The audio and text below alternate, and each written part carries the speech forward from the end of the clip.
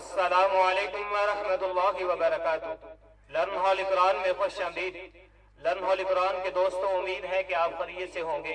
अल्लाह से दुआ है कि अल्लाह हमारे मुल्क पाकिस्तान को, पूरे उम्मत मुसलमान को, पूरी दुनिया को कोरोना वायरस से महफूज फरमा, इस बीमारी से नजात अता फरमा। अल्लाह इस वबा का खात्मा फरमा। ऐ अल्लाह जो मुतासर हुए उन्हें सेहत वाली जिंदगी अता फरमा। आमीन सुम्मा आमीन।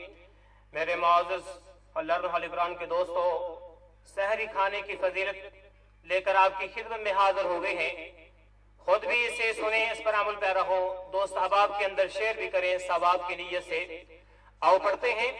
रसूलुल्लाह सल्लल्लाहु अलैहि वसल्लम आपने फरमाया, हमारे और अहले किताब के रोजों में सहरी का खाना फर्क करता है। सही मुस्लिम का हवाला। अहले किताब से क्या मुराद है? ईसाई और यहूदी। मुसलमानों और ईसाई यहूदी के दरमियान सहरी खाना जो है फर्क है रोजे के अंदर।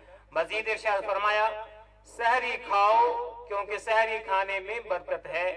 अगर मरीज है, मुसाफिर है या कोई और शरई उज़र है और वो रोजा नहीं रख सकता, तब भी वो सहरी खाए, सहरी में बरकत है। दूसरी एक रवायत के अंदर फरमाया कि सहरी में शिफा है, अल्लाह हर बीमारी से शिफा अता फरमाएंगे। सही बुखारी और मुस्लिम का यह हवाला।